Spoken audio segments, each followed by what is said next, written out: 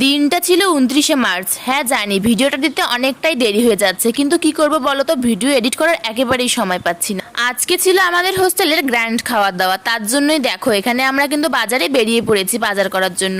প্রথমে এখানে মাছের দোকান থেকে মাছ কিনে সব গ্রসারিজ কমপ্লিট করার পর আমরা এসেছি মিষ্টির দোকানে মিষ্টি কেনার জন্য।